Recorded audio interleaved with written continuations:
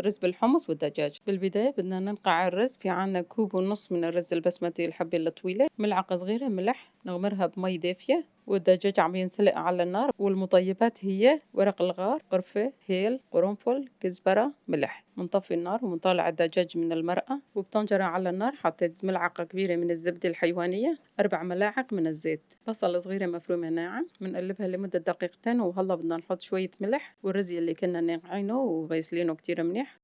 منقلبها دقيقتين 3، وهلا بدنا نضيف كوبين وربع من مرق الدجاج.